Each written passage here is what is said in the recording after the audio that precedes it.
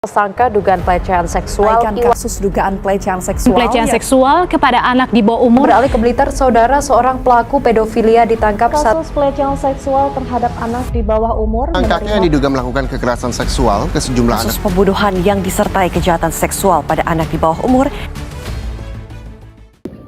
Pada tahun 2024, kasus pelecehan seksual di Indonesia menunjukkan angka yang signifikan, terutama yang melibatkan anak-anak dan perempuan. Berdasarkan data dari Sistem Informasi Online Perlindungan Perempuan dan Anak, Simfoni PPA, hingga Juni 2024 tercatat 7.842 kasus kekerasan terhadap anak dan perempuan, di mana kekerasan seksual menjadi posisi teratas. Dengan banyaknya kasus pelecehan seksual terhadap perempuan dan anak-anak, kami ingin memberikan penyuluhan tentang pencegahan pelecehan dan kekerasan seksual.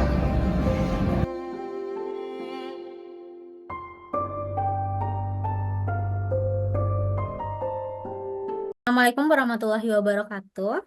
Selamat malam teman-teman semuanya. Terima kasih sudah hadir di Zoom ini. Sebelumnya perkenalkan kita dari kelompok 5 yang beranggotakan saya, Raisa Sari, bersama dua teman saya, ada Citra Aulia Marsa dan Serepani. Baik, tujuan kita mengundang teman-teman di sini adalah untuk melakukan penyuluhan.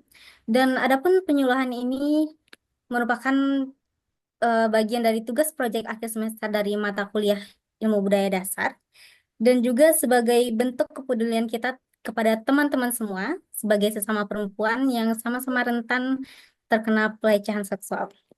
Dan harapan kami setelah penyuluhan ini selesai, teman-teman semua bisa mengerti dan mengetahui bentuk-bentuk pelecehan seksual, dampaknya seperti apa, dan bagaimana cara pencegahannya.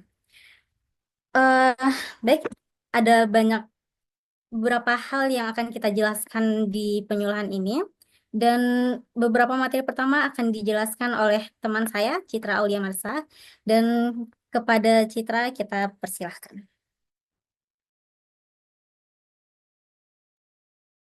Oke, Assalamualaikum warahmatullahi wabarakatuh. Pada kesempatan ini, aku akan ngejelasin kepada teman-teman. Yang pertama banget tuh, kita perlu tahu apa sih pengertian pelecehan seksual. Pelecehan seksual adalah perilaku tidak pantas, baik secara verbal, non-verbal, ataupun fisik. Biasanya kalau pelecehan seksualnya terjadi non-verbal atau fisik tuh, kita lebih cepat nangkep dan sadar kalau itu tuh merupakan pelecehan seksual. Tapi kalau udah bersifat verbal, kadang kita perlu mikir lagi kalau itu tuh pantas atau nggak pantasnya gitu. Jadi di situ biasanya sebagai perempuan kita sering bingung pas di catcalling, diteriakin pas jalan, itu tuh termasuk ke pelecehan atau enggak.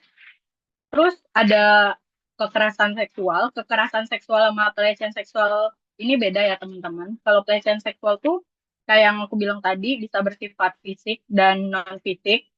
Kalau non fisik verbal, tapi kalau kekerasan seksual ini di mana dia memasukkan tindakan kekerasan baik yang merusak dan melibatkan pemaksaan kegiatan penetrasi ataupun kegiatan seksual. Lanjut.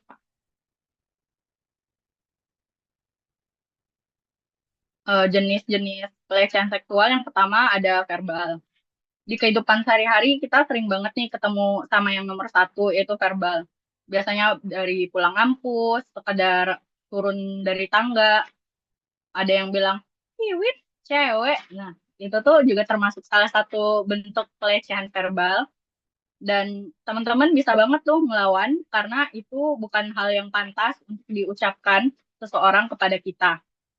Lalu kedua adalah non-verbal, gestur atau gambar tidak senonoh.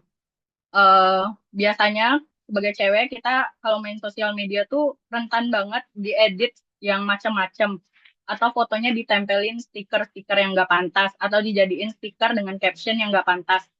Mungkin teman-teman nganggapnya itu sebagai lelucon, tapi aslinya itu juga udah salah satu bentuk pelecehan di mana orang melakukan hal yang tidak pantas kepada diri teman-teman sendiri, yang mana mencoreng harga diri teman-teman.